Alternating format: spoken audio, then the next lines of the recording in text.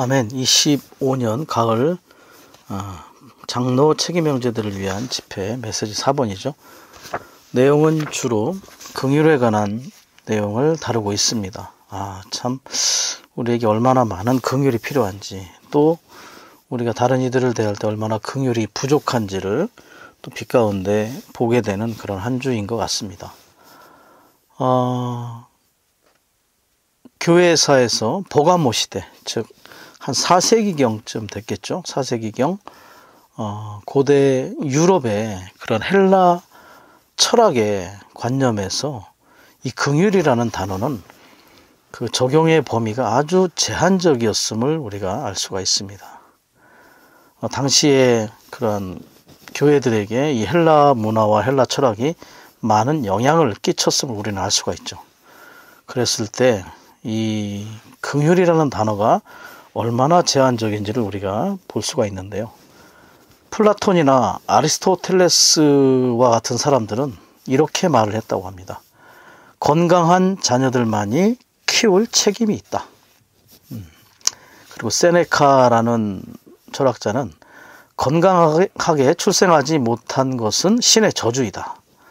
사실은 좀 뭔가 이렇게 건강하지 못하게 태어난 사람들이나 그러한 자녀들을 이렇게 좀 잘 책임 있게 부양하지 않았던 그러한 시대적인 상황을 볼 수가 있죠.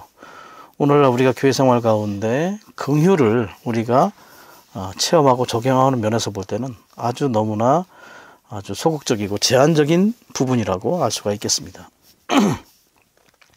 아담과 하와의 그 상황을 볼 때, 아담과 하와의 타락을 볼 때도 사실 하나님의 긍휼이 그곳에 임했음을 우리가 알 수가 있죠. 타락한 이후에 그들을 내박쳐 두지 않으셨어요. 대화를 하셨죠. 아담아, 너 지금 어디에 있느냐. 이러한 대화는 사실은 그들의 가련한 벌거벗은 상태를 드러나게 하신 것입니다.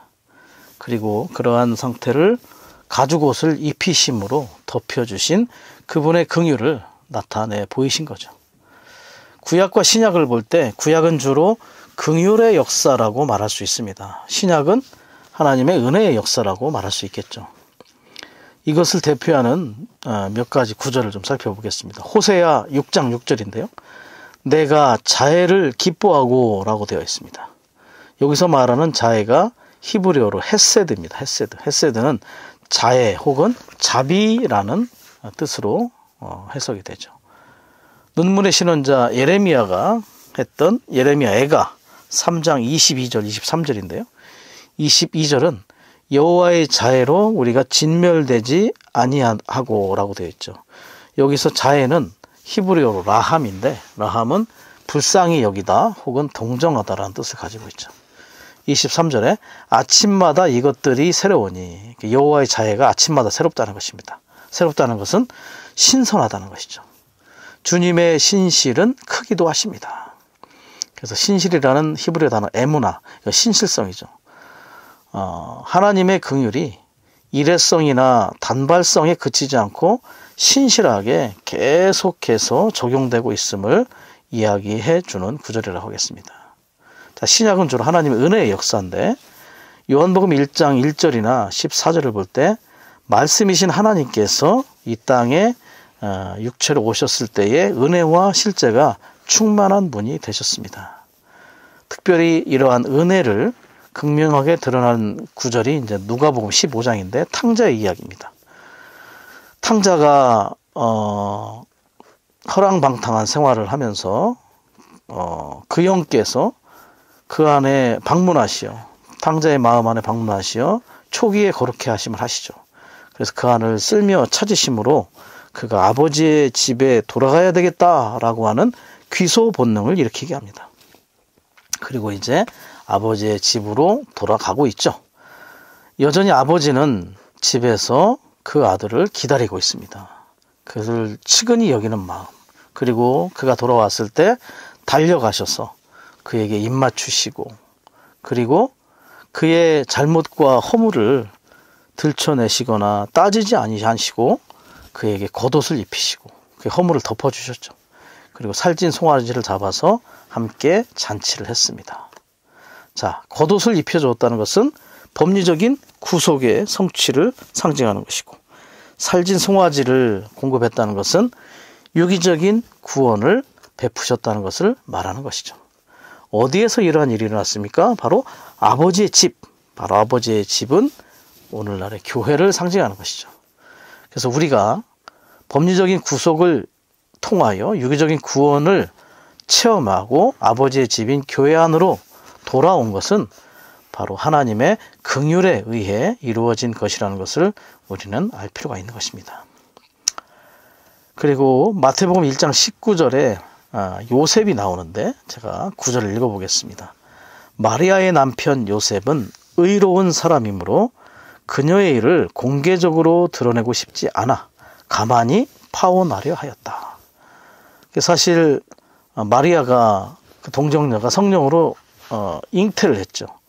그는 아직 결혼하기 전이었는데 이 약혼녀가 뭔가 간음을 통해서 다른 남자의 아이를 임신한 것으로 여겼습니다. 사실 의로운 사람이라고 말하는 것은 당시에 의로운 율법의 계명과 규례대로 행하는 사람이다 라고 이야기를 하는 것이죠. 자, 율법대로 이야기한다면 간음한 여인에게 대해서는 드러내고 폭로하고 돌을 놓아 치는 것이 일반적이라고 할 수 있겠습니다. 간음한 여인이 현장에서 붙잡혔을 때에 주님께서 죄 없는 자가 돌로 치라 라고 이야기를 한 것처럼요. 그렇지만 그가 의로운 사람이지만 그 의는 자신에 대해 엄격했을 뿐만 아니라 자신의 아내가 될 마리아에게는 공개적으로 드러내고 싶지 않은 긍휼을 베풀었습니다. 그래서 조용히 그냥 파혼하려 한 것이죠. 어쨌든 의와 긍휼의 관계를 설명해 주는 것인데 자신에 관하여 의로운 사람만이 다른 사람들을 긍휼히 여길 수 있는 그러한 조건을 가지게 된다는 것이죠. 자, 우주 안에서 가장 위대하고 큰 하나님의 긍휼을 말한다면 십자가라고 말할 수 있을 것입니다. 자, 십자가를 통해서 그분은 죽어야 할 모든 사람들, 심지어 나를 포함한 모든 사람들을 대신하여 그리고 함께 죽으셨죠. 그러한 그분의 죽음을 통해서 결과적으로 우리는 살림을 받을 수가 있었음을 알 수가 있습니다. 이건 너무나 놀라운 긍휼이라고 말할 수 있겠죠. 그분은 가장 의로운 분이죠. 그렇기 때문에 그 의로, 그분의 의로움으로 우리를 대하셨다면, 긍휼히 대하지 않으셨다면 우리가 아무도 살아남은 사람이 없었음을 우리는 알 필요가 있는 것입니다. 그분은 가장 의로운 분이셨지만 가장 뛰어난 긍휼로 우리를 대하셨습니다. 자, 우리는 몇 가지 구절을 통해서 구약과 신약에서 어떻게 다른 사람들에게 긍휼히 대했는지 우리가 좀 살펴보기를 원합니다. 신명기 15장 7절 8절입니다. 제가 읽어보겠습니다. 여호와 그대의 하나님께서 그대에게 주시는 땅에 어느 성문 안에서든지 그대의 형제들 가운데 빈곤한 이가 있다면 그대는 그 빈곤한 형제에게 그대의 마음을 굳어지게 하거나 그대의 손을 움켜쥐어서는 안 됩니다. 오히려 그대는 반드시 그에게 그대의 손을 펴서 그가 필요로 하는 만큼 충분히 빌려주어야 합니다. 자, 그리고 이사야 58장 7절 말씀인데요. 내 양식을 굶주린 이에게 나누어주고 방랑하는 가난한 이를 집에 맞아들이며 헐벗은 이를 보면 입혀주고 내 혈육을 피하여 숨지 않는 것이 아니냐. 그렇죠? 양식을 굶주린 이에게, 방랑하는 가난한 이를 집에 맞아들이고 헐벗은 이에게 옷을 입혀주는 이러한 긍휼을 베풀어야 한다는 것을 보여주고 있습니다. 자, 골로새서 3장 23절. 무슨 일을 하든지 마음에서부터 주님께 하듯이 하고 사람들에게 하듯이 하지 마십시오. 특별히 사람들을 대할 때 우리는 다만 사람에게 대하듯이 하지 말고 주님께 대하듯 한다면 우리 안에서부터 긍휼이 아주 충만하게 표현되고 실질적으로 적용되는 그러한 체험이 있을 것입니다. 자, 이제 메시지 4번 개요를 보기 전에, 자, 9가지 왕국 백성의 본성들 중에서 앞서서 제시됐던 본성들은 영안에서 가난하고 또 마음이 순수하고 애통하고 온유하고 이런 것들은 주로 마음의 문제, 영의 문제, 주로 내재적인 문제를 다루고 있습니다. 그러나 오늘 다루게 될 긍휼은 특별히 다른 사람들을 어떻게 대해야 되는지를 우리에게 제시를 해주고 있죠. 특별히 마태복음 7장에서 왕국 백성이 다른 사람들을 대하는 태도가 여기에 많이 관련이 있을 것으로 보여지고 있습니다. 자, 4번 제목을 한번 읽어보겠습니다. 긍휼히 여기는 사람들은 복이 있는데 왜냐하면 그들이 긍휼히 여김을 받고 긍휼을 얻을 것이기 때문이. 여기서 긍휼히 여기는 것은 능동적인 거죠. 긍휼히 여김을 받고 긍휼을 얻는 것은 수동적인 것입니다. 우리가 능동적으로 누군가를 긍휼히 여긴다면 우리는 주님의 심판대, 그리스도의 심판대에서 긍휼히 여김을 받을 것이고 심지어 이 심판을 이기는 긍휼을 체험하게 될 것임을 우리에게 말해주는 것입니다. 자, 긍휼과 은혜를 설명할 때 이렇게 제시하고 있습니다. 긍휼은 거지에게 선물을 주는 것이다. 은혜는요, 친구에게 선물을 주는 것이다. 자, 여기서 보면 긍휼은 어떤 관계 형성이 없습니다. 나와 관계 형성이 없죠. 자, 친구는 관계 형성이 있습니다. 자, 긍휼이 은혜를 이끌어 오는 것입니다. 긍휼을 통해서 우리는 은혜를 받을 자격을 이끌어 오는데, 자, 거지에게 선물을 주고 우리와 관계 형성이 안 돼 있는 사람에게 관계 형성을 결과적으로 이루어주게 하는 것이 바로 긍휼이죠. 그래서 우리에게 은혜가 임할 때 우리는 그분의 친구가 되기도 하고 자녀가 되기도 하고 아내가 되기도 하고 심지어 그분과 생명과 본성에서 하나의 그러한 관계 형성을 가지게 되는 것을 알 수가 있습니다. 그래서 긍휼이 더 멀리 미치고 더 크게 미쳤을 때 그 긍휼로 인하여 우리에게 하나님의 은혜가 임하게 되는, 하나님과 우리의 관계 형성이 이루어지는 실제를 체험하게 된다는 것이죠. 자, 로마 숫자가 있는데 5번까지 있죠. 1번은 주로 하나님의 긍휼에 대해서 설명을 해주고 있습니다. 하나님의 긍휼이 얼마나 크고 넓고 우리의 모든 일이 그분의 주권적인 긍휼에 달려있는지를 말해주고 있죠. 2번에서는 주로 사람의 긍휼입니다. 우리가 하나님의 긍휼을 얻었다면, 입었다면, 그 긍휼을 체험했다면 우리는 다른 이들에게 그 긍휼을 흘러내보낼 필요가 있죠. 긍휼의 재생산들이 될 필요가 있는 것이죠. 자, 로마서 3번은 긍휼이 교회 생활 가운데 얼마나 필요한지 긍휼의 필요성에 관하여 우리에게 제시하고 있습니다. 로마서 4번은요, 긍휼과 심판의 관계를 우리에게 야고보서의 말씀을 통해서 제시하고, 로마서 5번은 이 하나님의 긍휼, 주님의 긍휼에 관한 우리의 반응이 어떠해야 되냐. 우리의 반응은 바로 경배해야 된다. 우리가 그분의 긍휼을 알고 체험했다면 자연스럽게 우리는 그 긍휼에 대해서 경배하는 자들이 될 것이라는 것을 이야기해주고 있죠. 자, 1번입니다. 내가 긍휼히 여길 사람을 긍휼히 여기고 이것은 원하는 사람에게 속한 것도 아니고 다름질하는 사람에게 속한 것도 아니고 오직 긍휼히 여기시는 하나님께 속한 것입니다. 로마서 9장 15절 16절 말씀인데요. 여기서 내가라는 단어가 바로 뭡니까? 주권을 이야기합니다. 주권. 바로 이 긍휼은 하나님의 주권에 속해 있다는 것을 보여주는 그러한 구절이라고 할 수 있겠죠. 자, A번은 주로 이 긍휼은 속성이다. 하나님의 속성이다. B번은 우리의 관념, 우리의 관념과 하나님의 속성 사이의 차이를 좀 볼 수가 있겠죠. 자, 긍휼은 하나님의 속성들 중에 가장 멀리 미치는 것, 그리고 은혜와 사랑보다 더 멀리 미친다. 이른다. 이렇게 되어 있죠. 자, 온유와 화평 이런 것들은 미덕입니다. 온유와 화평은 미덕이고, 은혜는요? 은혜는 어떠한 속성이기도 하고 또 인격이죠. 은혜는 우리의 누림과 체험이 되신 삼위일 하나님 자신이 은혜입니다. 사랑은요?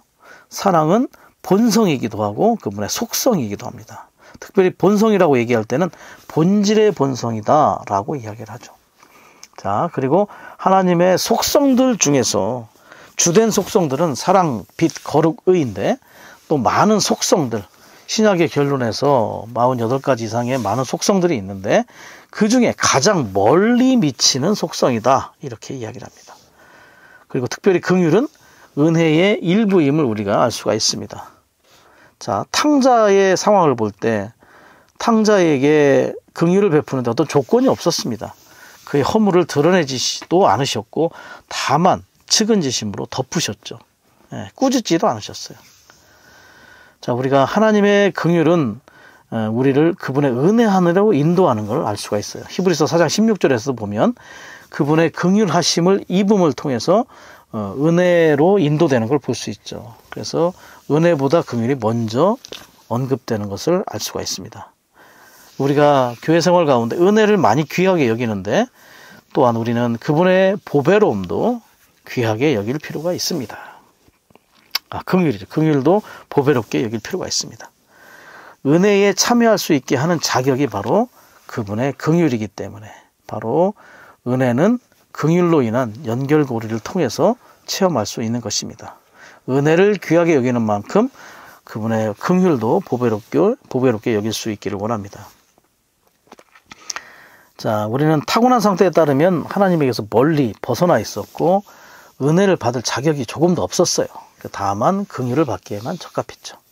2번에 보시면 우리의 불순종이 하나님의 긍휼에 기회를 주어서 하나님의 긍휼은 우리를 구원으로 이끈다. 자, 긍휼이라는 것은 우리와 하나님의 은혜 사이에 긴 간격을 연결하는 다리와 같은 것입니다. 로마서 11장 32절 말씀을 보면 이렇게 되어 있어요. 긍휼을 베푸시려고 불순종 가운데 우리를 가두어 두셨다. 참 아주 역설적인 표현이죠. 불순종이 하나님의 긍휼에 기회를 준다. 참 아주 역설적이고 반어적인 표현입니다. 마치 사탄이 선악 지식의 나무를 통해서 아담과 하와를 얻었다고 생각을 할 수도 있겠지만 사실은 선악 지식의 나무를 먹음으로 그의 몸이 육체가 되었을 때 그들은 사탄은 죄로서 육체 안에 갇힌 것이 되었죠. 십자가에서 육체와 죄가 한꺼번에 사탄이 처리되는 그러한 하나님의 위대하신 어떠함을 나타낼 수 있는 것처럼 그분의 지혜를 볼 수가 있는 것이죠. 그렇기 때문에 여기서도 아주 역설적이고 반어적이지만 우리의 불순종은 그분의 위대하심을, 그분의 긍휼을 우리에게 나타낼 수 있는 기회를 제공하는 그러한 그분의 지혜 안에 포함되어 있음을 볼 수가 있는 것입니다. 자, B번입니다. 우리의 관념은 사람이 획득하고자 하는 것을 얻고 다름질하는 사람이 쫓는 것을 얻는다는 것이다. 자, 다름질하는 사람이 쫓는 게 뭐죠? 추구하는 거죠. 그래서 우리의 관념은 1번에서 말하듯이 우리의 관념은 사람이 획득하고자 하고 다름질하는 사람이 쫓는 것을 얻는 것을 볼 수 있는데 그렇지 않고 하나님의 선택은 우리의 노력과 수고에 따른 것이 아니라는 것을 보여주고 있습니다. 만약에 그러하다면 하나님의 선택이 우리의 수고와 노력에 따른 것임을 우리가 생각해 보게 되겠죠. 그러나 그와는 반대로 2번 하나님의 선택은 긍휼히 여기시는 하나님께 속한 것이다. 우리는 원하거나 다름질할 필요가 없는데 왜냐하면 하나님께서 우리를 긍휼히 여기시기 때문입니다. 그분의 선택이 있습니다. 에베소서 1장 4절에서처럼 아들의 자격에 이르도록 우리를 창세전에 선택하셨음을 우리가 알 수가 있는 것이죠. 자, 그 선택은 바로 하나님의 긍휼에 달려 있는 것입니다. 자, 헬라어 문법의 재미있는 것은 사실은 헬라어에서는 가장 중요한 품사가 문장에 가장 앞서서 나옵니다. 보통의 언어들은 주어가 먼저 나오고 동사가 뒤에 나오거나 목적어가 뒤에 나오는데 헬라어에서는 반드시 주어가 먼저 나올 필요가 없이 가장 중요한 품사, 그것이 동사라 할지라도 먼저 나올 수 있다. 그래서 이 에베소 1장 4절에 해당되는 문장에서 헬라어에서는 선택하셨다라는 단어가 가장 먼저 나옵니다. 왜냐하면 중요하기 때문에. 근데 그 선택이 어디에 있습니까? 하나님의 긍휼에 달려 있다. 그 목적은 그분의 많은 아들들을 얻어서 아들의 자격에 이르도록 하기 위한 것임을 알 수가 있는 것이죠. 자, 그래서 우리는 원하거나 다름질할 필요가 없는데 왜냐하면 하나님께서 우리를 긍휼히 여기시기 때문이다. 우리는 안달이 날 필요가 없습니다. 다 그분의 긍휼에 달려 있음을 볼 필요가 있죠. 야곱이 장자권을 얻기 위해서 그렇게 분투할 필요가 없었음을 알 필요가 있는 것입니다. 우리가 하나님의 긍휼을 안다면 우리의 노력을 신뢰하지 않을 것이고 우리의 실패로 인해 실망하지도 않을 것이다. 우리는 우리의 가련한 상태에서 하나님의 긍휼에 소망을 둔다. 우리는 가련한 자들이죠. 이미 타락했었기 때문에 우리는 가련하게 되었습니다. 그렇지만 그분의 긍휼이 우리로 하여금 그분의 은혜를 얻게 하여 그분의 자녀가 되게 하고 그분의 몸의 지체들이 되게 하는 그러한 실제가 있었습니다. 그래서 우리는 하나님의 긍휼에 우리의 소망을 둘 수가 있는 것이죠. 긍휼은 언제나 우리를 위해 준비되어 있음을 우리가 알 필요가 있습니다. 자, 10번 그분에 대한 섬김이죠. 하나님을 신약경륜에서 하나님을 섬기고자 한다면 전적으로 하나님의 주권적인 긍휼의 문제임을 알아야 한다. 그렇죠. 섬김도 주권의 문제입니다. 자, 우주 안에 세 가지 부인할 수 없는 것이 세 가지 있다고 하죠. 첫 번째 하나님의 주권, 두 번째는 하나님의 긍휼, 세 번째는 사람의 자유의지입니다. 하나님의 주권과 하나님의 긍휼은 하나님께 속한 신성하고 영원한 것이죠. 그러나 자유의지는 창조된 것입니다. 하나님에 의해 창조된 것이고 이 자유의지를 통해서 하나님은 사람을 통해서 그분의 위대하심을 나타내실 수가 있었습니다. 자, 관련 구절 중에 로마서 9장 15절을 보시면 하나님께서 모세에게 내가 긍휼히 여길 사람을 긍휼히 여기고 불쌍히 여길 사람을 불쌍히 여기겠다.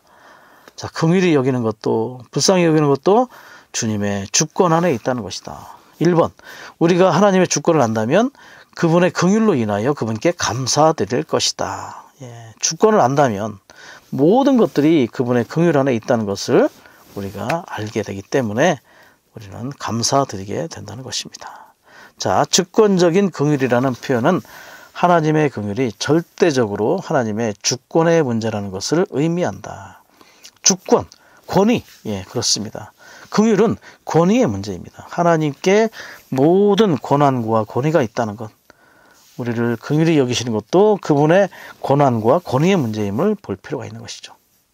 B번, 긍휼의 그릇이 되는 것은 우리가 선택한 결과가 아니라 하나님의 주권에서 기인한 것이다. 그렇죠.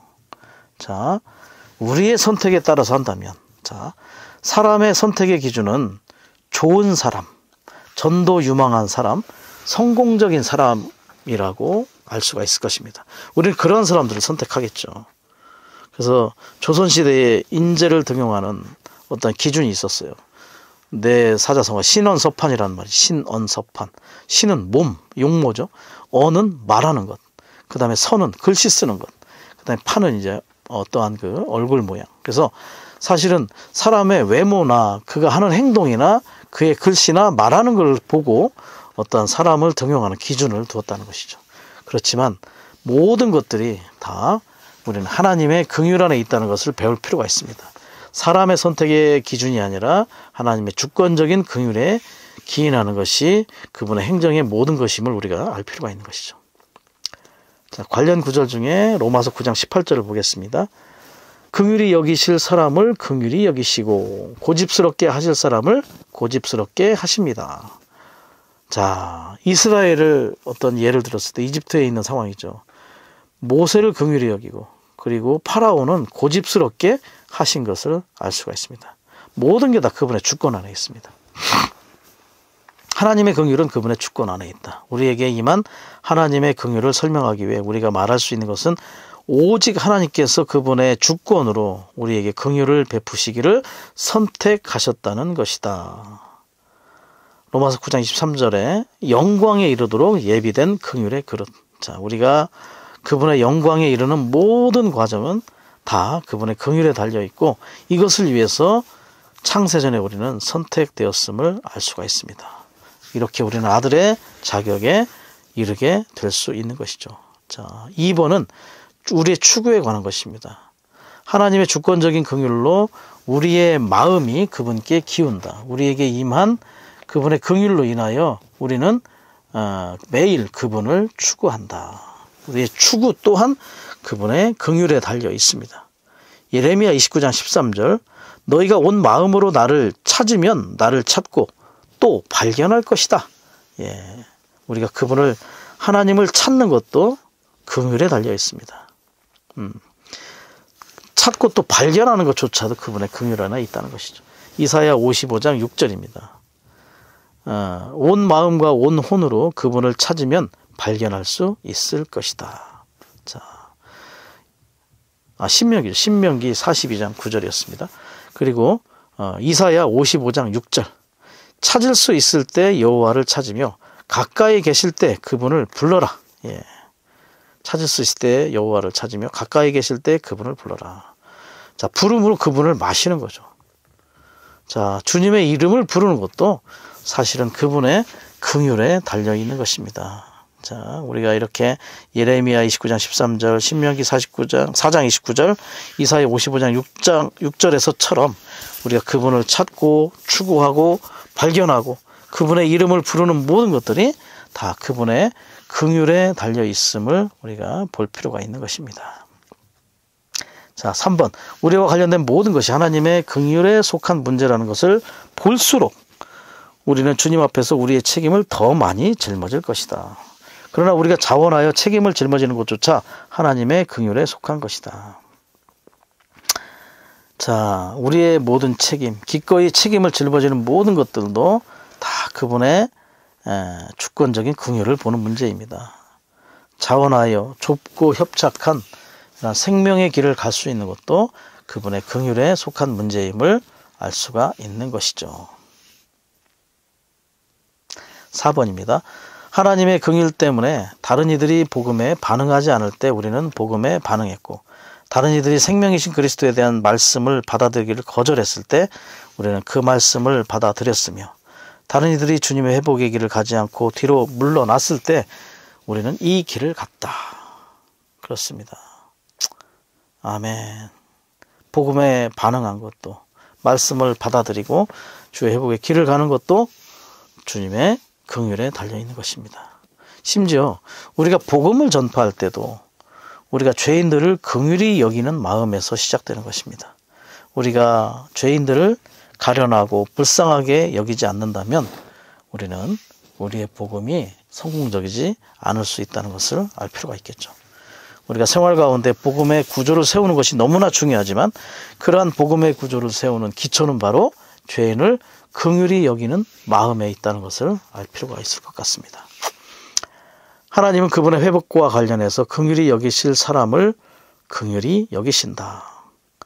긍휼의 대상은 항상 가련한 상태에 있죠.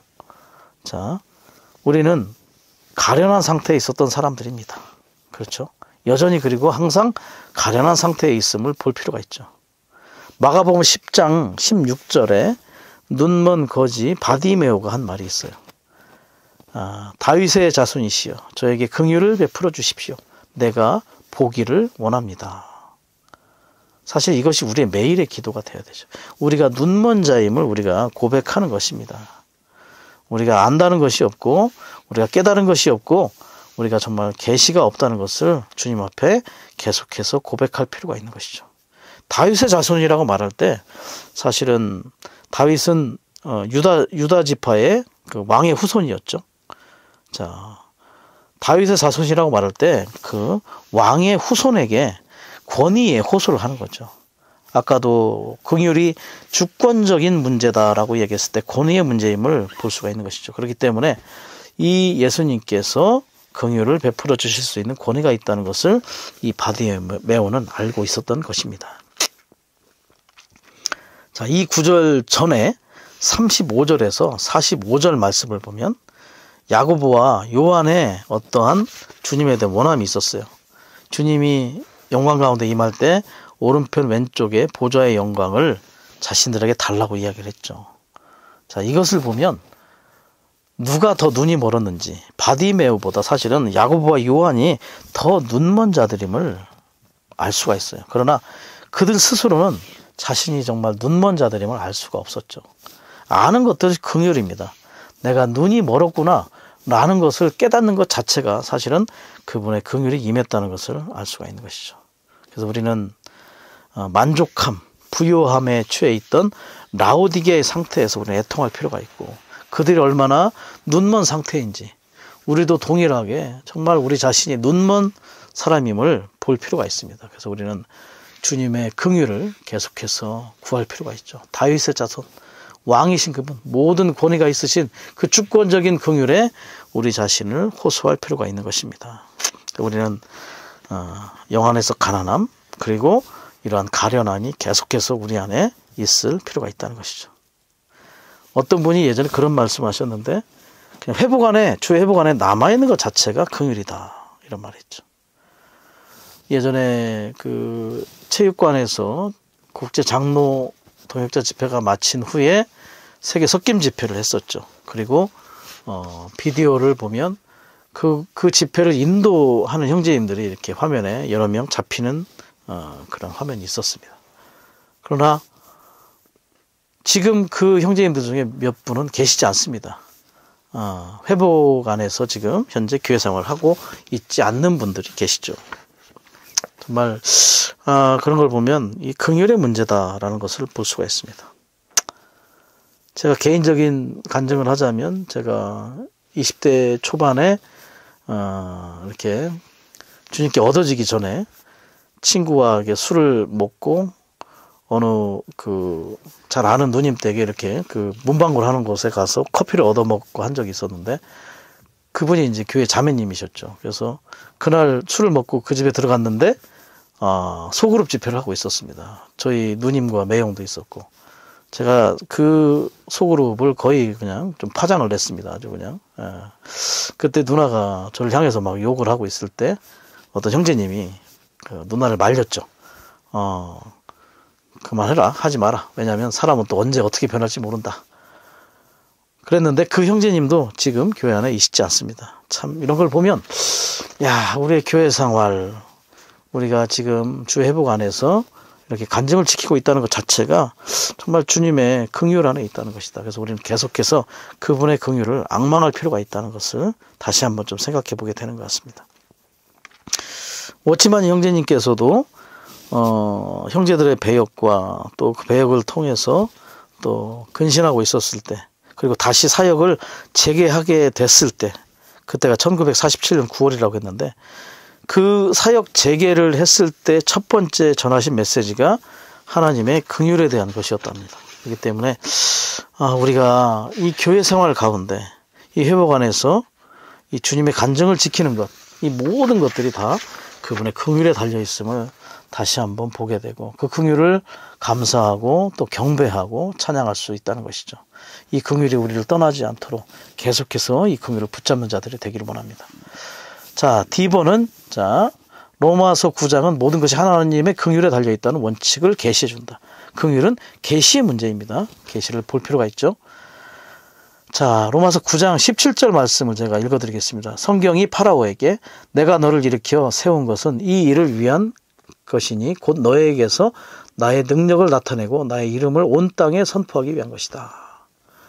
그리고 18절에 보면 이제 고집스럽게 하셨다는 말을 합니다. 어쨌든 긍휼히 여길 자를 긍휼히 여기고 또 고집스럽게 할 자를 또 고집스럽게 하시는 것이 다 그분의 주권 안에 있는 것을 볼 필요가 있는 것이죠. 사도 바울은 이 원칙을 이스라엘 사람들에게 적용하면서 그들에게 일어난 모든 일이 하나님의 긍휼에 속한 것임을 우리에게 보여준다. 모든 일, 몇 가지 일이 아니라 모든 일. 우리가 하나님의 긍휼을 보고 그분의 긍휼을 확실하게 만지는 때가 적어도 한 번은 반드시 있어야 한다. 자, 하나님의 다루심을 받아야 될 세 종류의 사람이 있다고 합니다. 첫 번째, 의지가 강한 사람. 두 번째, 감정이 강한 사람. 세 번째, 생각이 강한 사람. 세 가지가 혼이죠. 혼이 강한 사람은 반드시 파쇄를 겪어야 한답니다. 이러한 세 방면의 다rum을 받지 않는다면 하나님의 긍휼을 알 수가 없다는 것이죠. 그래서 우리의 혼이 반드시 한 번은 파쇄가 되는 때가 있어야 한다. 적어도 한 번은 하나님의 긍휼을 확실히 만지는 때가 있어야 한다. 이 문제와 관련하여 우리의 눈이 열려서 모든 것이 하나님의 긍휼에 달려 있다는 것을 보아야 한다. 그렇죠. 모든 것입니다. 모든 것. 눈이 열리기 원합니다. 계시를 통해서 눈이 열리고 알고, 그죠? 하루의 시작도 긍휼입니다. 그리고 이 긍휼이 교회들 안에서 두드러진 모습으로 나타날 필요가 있는 것이죠. 우리가 이것을 한순간에 보든 어떤 과정을 통해 깨닫든 이 문제를 만지자마자 우리는 어떤 느낌이 아니라 어떤 사실을 만지게 된다. 이 사실은 모든 것이 하나님의 긍휼에 달려있다는 것이다. 모든 것이 하나님의 긍휼에 달려있다는 것. 그래서 우리의 열심과 추구가 그다지 유용하지 않다. 그 열심과 추구조차도 긍휼에 달려있는 것이죠. 워치만 형제님이 여자도 자매님, 위추도 자매님을 만나서 구원을 받게 된 것도 그분의 하나님의 긍휼이었다. 그래서 양식에 나오는 것처럼 2달 일찍 미국에 가셨다면 아마 그 자매님을 만나지 못했을 것이고 그분은 구원받지 못했을 것을 우리에게 말해주고 있죠. 그래서 그분의 긍휼은 알맞다. 모든 때와 장소와 시간에 알맞다. 늦지도 빠르지도 않게 우리에게 임하시는 긍휼이 있다. 참 이 긍휼이 너무나 놀랍고 감사한 것을 볼 수가 있죠. 자, 2번입니다. 알파벳 2번. 그러므로 우리가 긍휼을 받고 은혜를 입어서 때맞추어 도움을 얻기 위하여 은혜의 보좌 앞에 담대히 나아갑시다. 긍휼이 먼저 임하고 그리고 은혜가 우리에게 연결되는 걸 볼 수가 있습니다. 하나님의 긍휼과 하나님의 은혜는 모두 하나님의 사랑의 표현이다. 자, 긍휼이라는 것은 현재의 가련한 상태와 관련이 있죠. 그러나 은혜는 앞으로 장래의 구원을 통해서 이르게 될 우리의 빛나는 상태와 관련이 있습니다. 긍휼은 현재, 그리고 은혜는 장래. 그래서 현재와 장래가 이 하나님의 사랑으로부터 긍휼과 은혜를 통하여 우리에게 적용되는 체험이 매일매일 일어나게 된다. 긍휼과 은혜는 사랑이 흘러가는 출구이다. 긍휼은 사랑에게서 나오고 은혜에게 귀결된다는 것을 우리가 알 수가 있는 것입니다. 2번, 우리가 가련한 상태에 있을 때에 먼저 하나님의 긍휼이 우리에게 이르러 하나님께서 우리에게 은혜를 베푸실 수 있는 상태로 우리를 이끄신다. 자, 가련한 상태, 눈먼 바디메오에게 다만 긍휼을 베풀어 달라고 했었던 것처럼 먼저 긍휼이 임합니다. 그리고 나서 그 긍휼은 우리에게 은혜를 베풀 수 있는 상태로 이끌어지게 되는 것을 알 수가 있는 것이죠. 하나님은 우리를 어떻게 긍휼히 여기실지를 알고 계십니다. 왜냐하면 그분 자신이, 주님 자신이 인생의 체험과 사람의 고난의 체험을 가지신 분이기 때문이죠. 그분은 보좌에 계신 하늘에 속한 대제사장으로서 우리의 연약한 느낌을 공감하지 못하는 분이 아니십니다. 히브리서 5장 2절에서 보면 그는 자신도 연약함에 쌓여 있었기 때문에 무지하여서 빗나간 사람들에게 동정심을 베풀 수 있습니다. 쌓여 있었다는 것은 애워싸여 있었다는 것입니다. 그분 자신도 연약함에 애워싸여 있었기 때문에 우리에게 그분의 동정심을 베풀 수가 있는 것이죠. 그렇기 때문에 우리를 긍휼히 여기시고 은혜로 대할 수 있는 것입니다. 우리는 언제나 하나님의 긍휼과 은혜를 누릴 수 있다. 우리는 이러한 긍휼과 은혜를 누려야 합니다.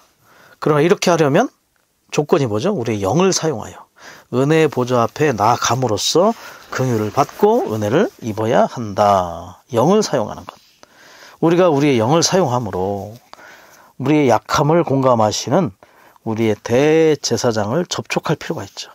그 접촉을 통하여 긍휼을 얻고 은혜를 찾을 수 있는, 발견할 수 있는 것입니다. Find grace, 찾고 발견하는 것이죠. 피리스코, 헬라어로 피리스코. 우리는 적극적으로 은혜를 찾고 발견할 수 있는 그 비결은 바로 대제사장, 우리를 동정하시고 우리의 약함을 공감하시는 대제사장을 접촉하고 영을 사용해 접촉하고 긍휼을 얻음으로 가능하다는 것이죠. 아멘. 자, F번입니다. 하나님 아버지는 그분의 주권으로 우리를 긍휼히 여기셨다. 그러므로 우리는 그분의 주권적인 긍휼에 대해 그분께 찬양과 경배를 드려야 한다. 그렇습니다. 찬양과 경배. 이러한 긍휼과 은혜를 영을 사용하여 누릴 때 우리는 찬양하고 경배할 수 있는 것이죠. 찬양이라는 것은 뭡니까? 영어로 well speaking, 좋게 말하는 겁니다.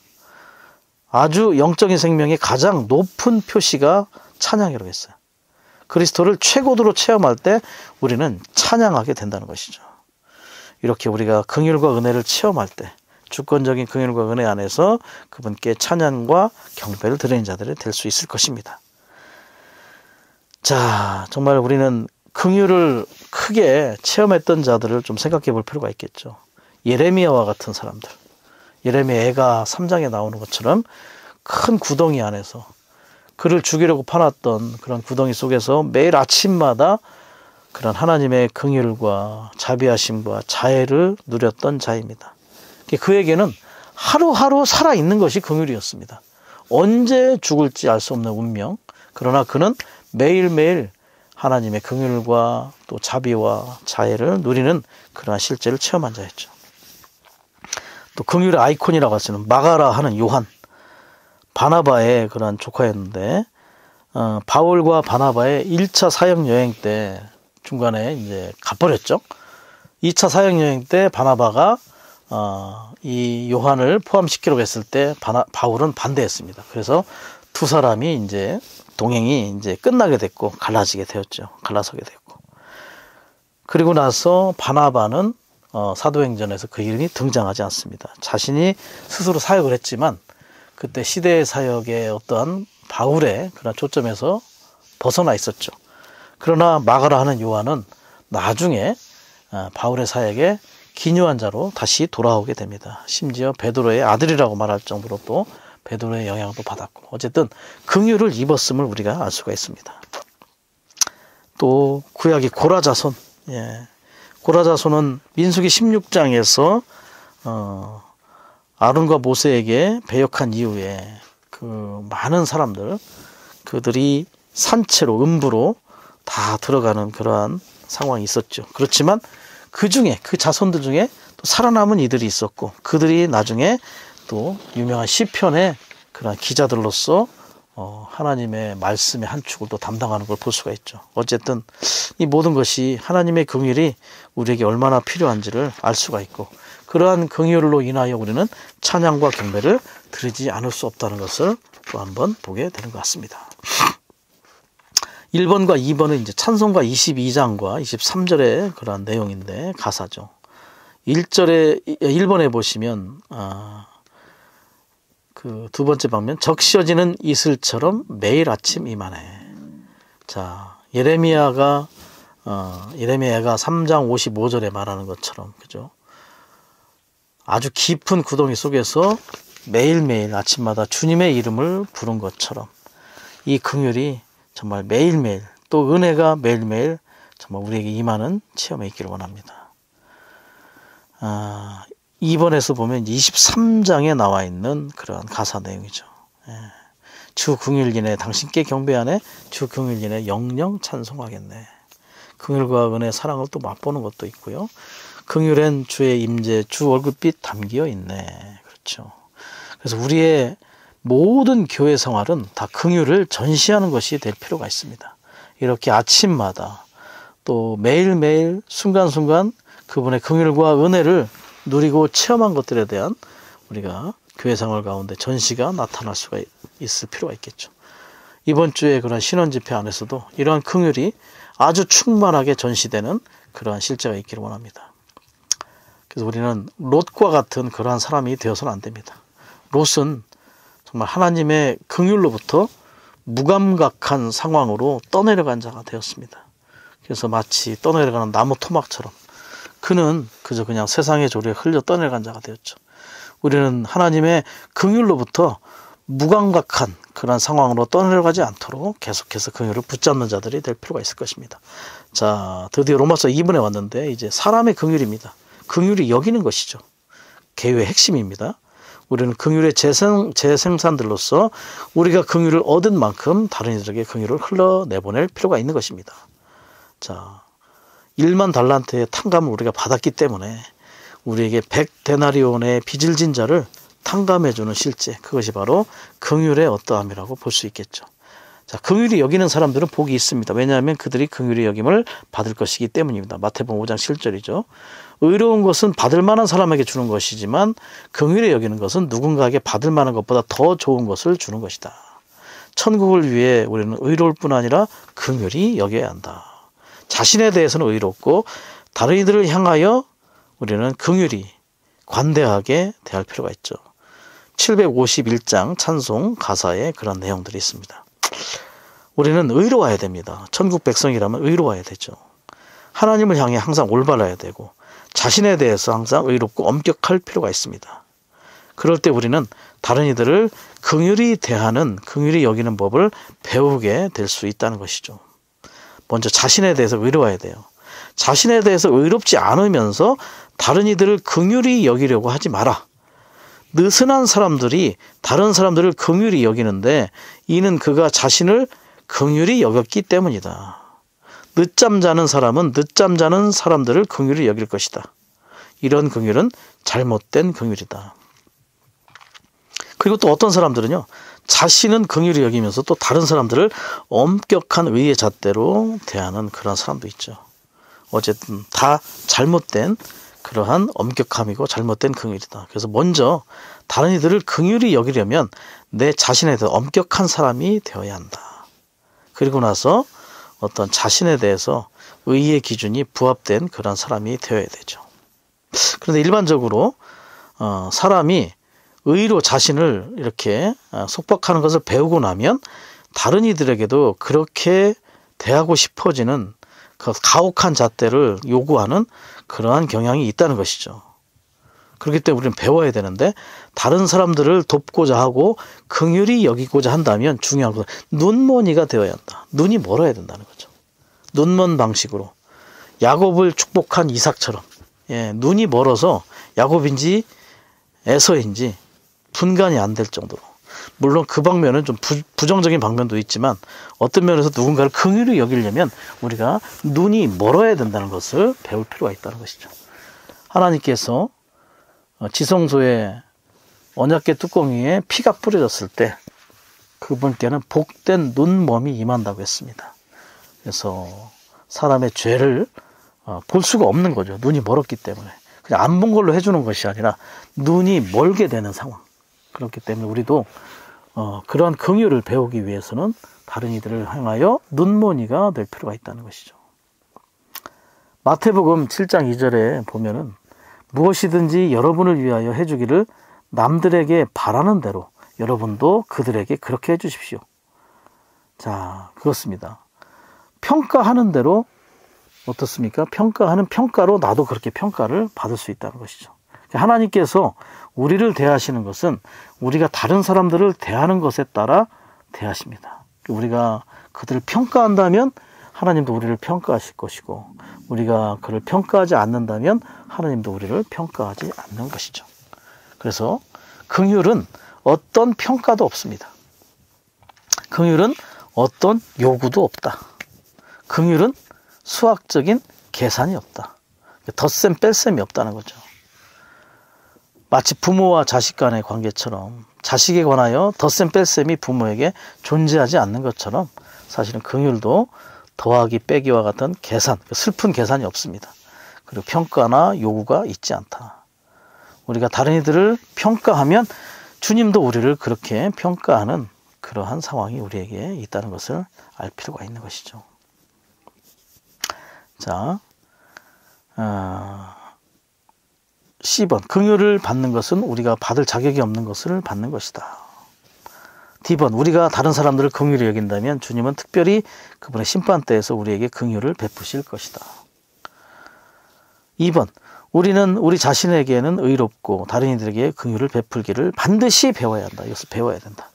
자, 이것이 천국 안에 사는 사람들의 특징이죠. 자신에게는 엄격하고 의롭고 다른 이들에게는 은혜로 긍휼을 관대하게. 자, 이것은 행위의 문제가 아닙니다. 내재적인 존재의 문제죠.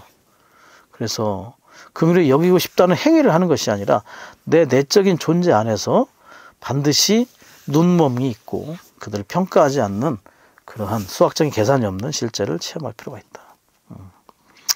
또 이런 교통을 하셨습니다. 집회에서 기능을 발휘하지 않는 사람은 잔인한 사람이다.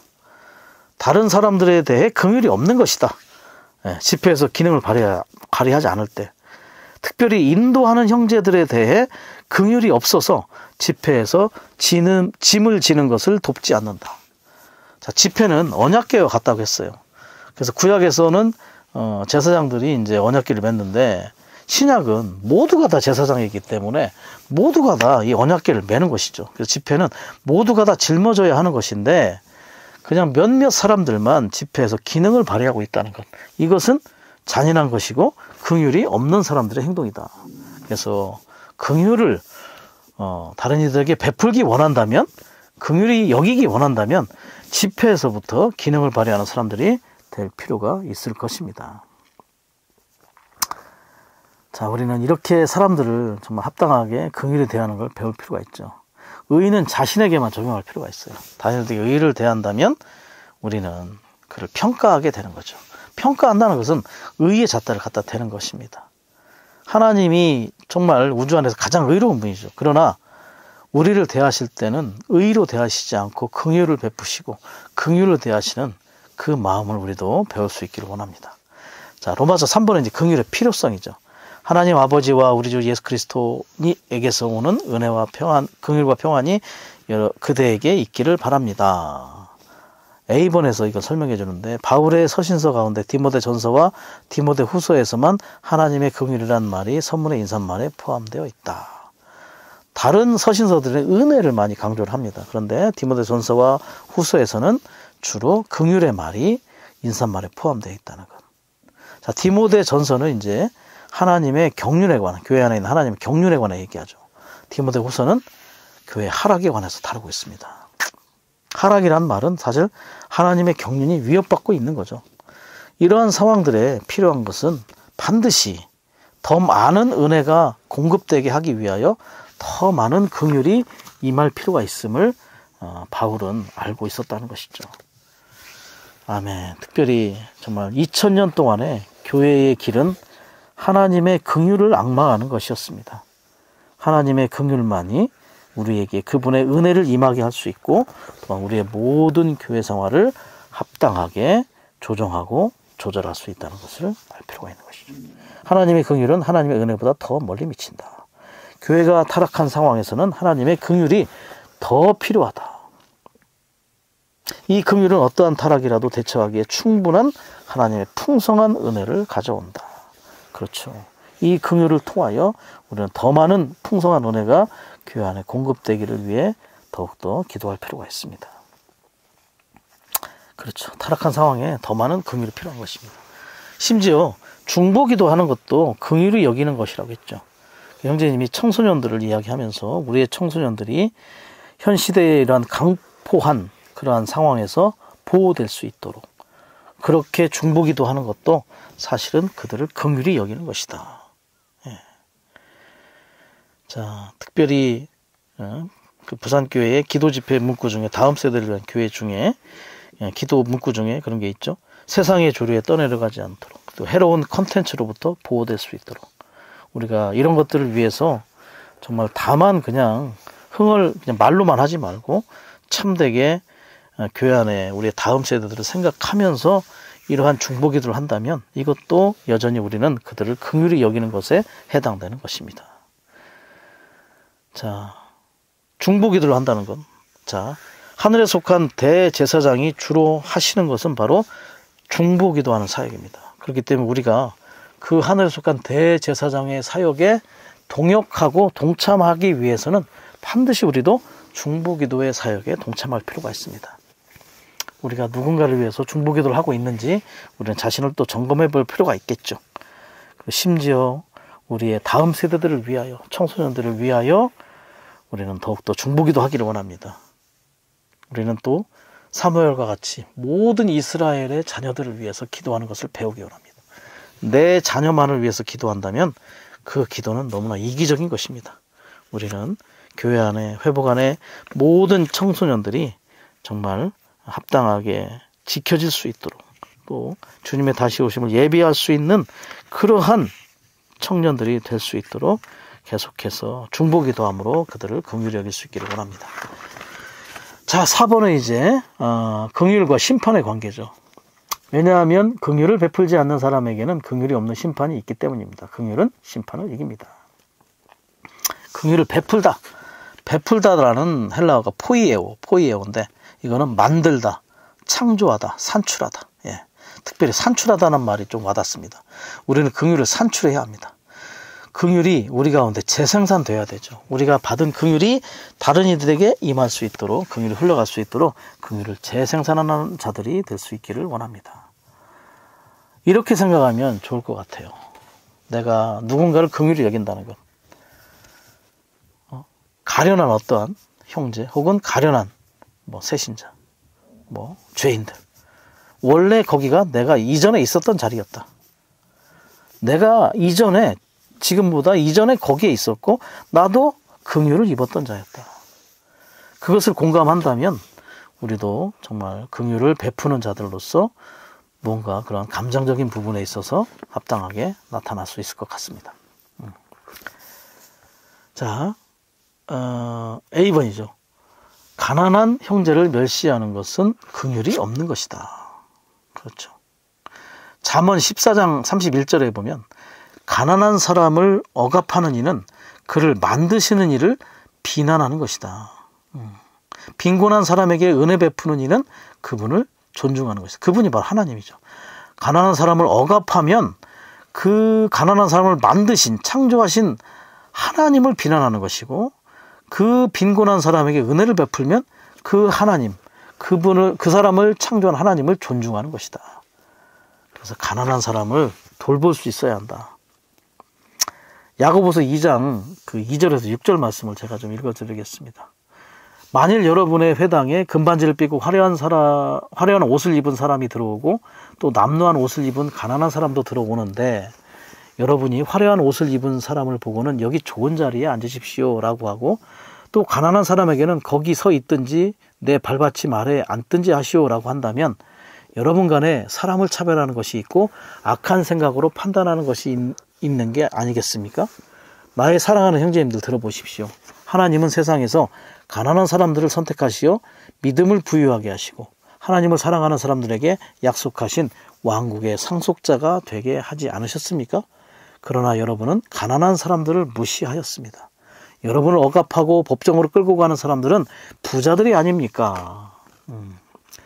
7절까지 읽어드리겠습니다. 여러분이 불리는 그 존귀한 이름을 모독하는 사람들도 바로 그들이 아닙니까?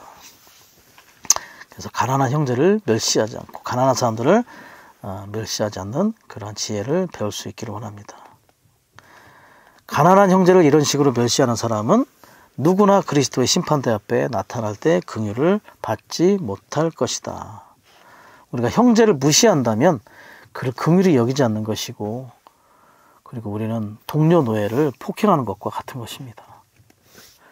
조지 뮬러의 예를 우리가 찾아볼 수 있는데요. 조지 뮬러는 젊은 시절에 아주 거짓말쟁이에다가 도둑, 도박꾼, 술꾼이었대요.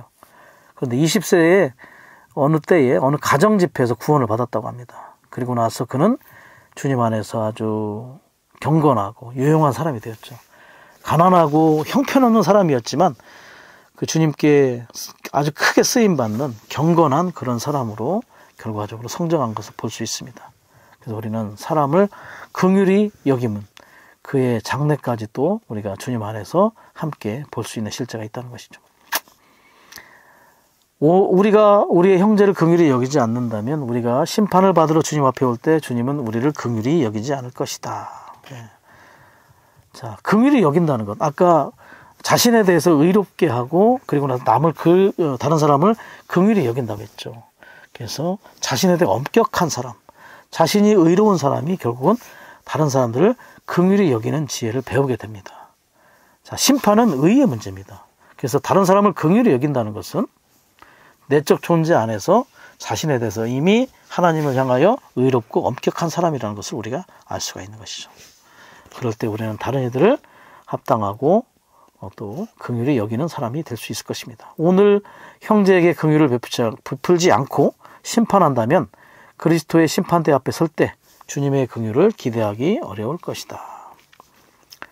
자, 긍휼히 여기지 않는 것, 비방하는 거죠. 누구를 향하여 비방할 때 우리가 심판대에서 낱낱이 다 고해야 될 것입니다.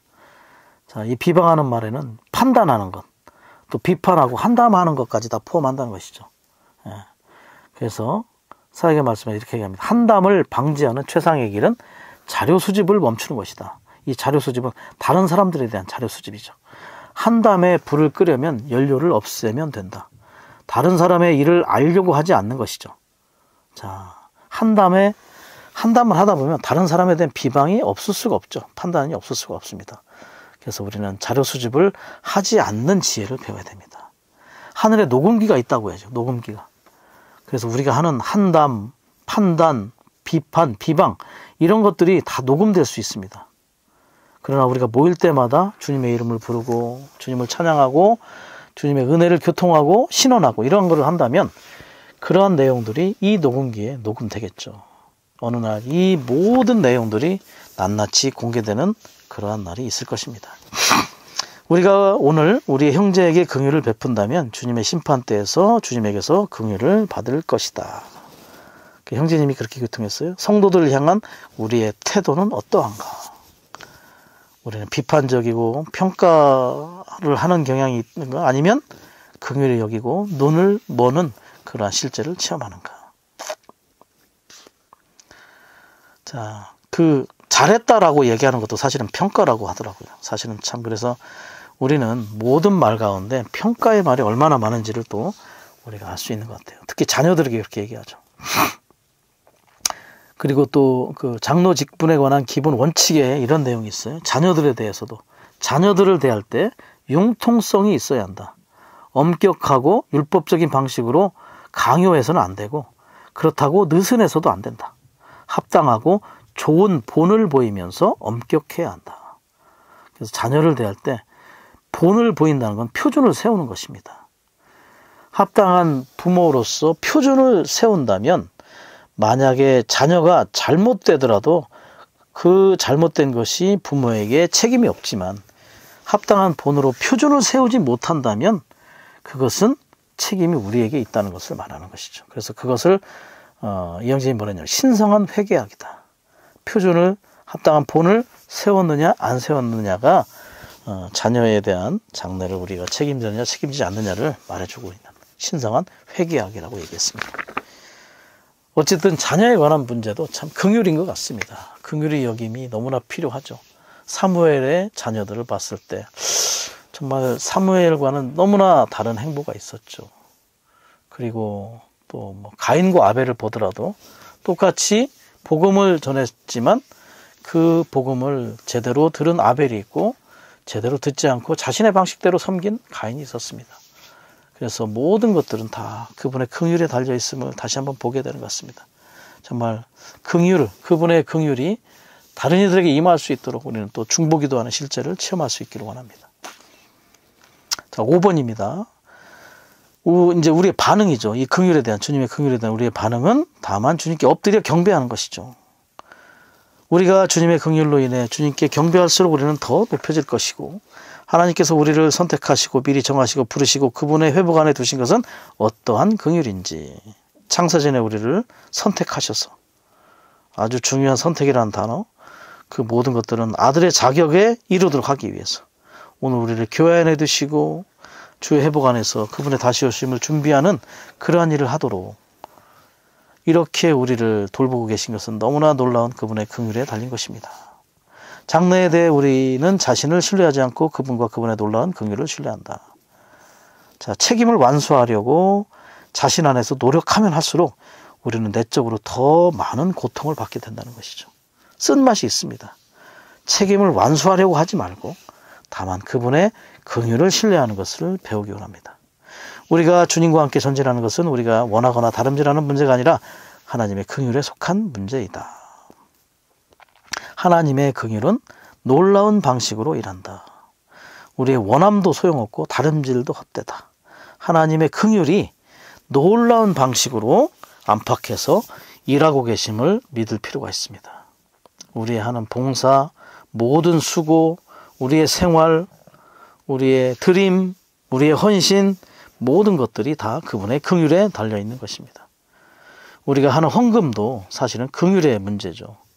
이런 말이 있습니다. 아까운 마음으로 헌금하거나 아까운 마음으로 구제하는 것은 사실은 헌금이 아니라 벌금을 내고 있는 것이다. 우리는 벌금을 내지 말고 합당하게 헌금하고 구제하는 긍휼에 따라 그분을 향하여 드리고 헌신하고 우리가 봉사하고 수고하는 이들이 될 수 있기를 원합니다. 모든 일, 우리의 모든 일이 하나님의 주권적인 긍휼에 달려 있음을 보고 알고 누리고 체험하는 그러한 실제가 있는 교회 생활이 되기를 원합니다. 아멘.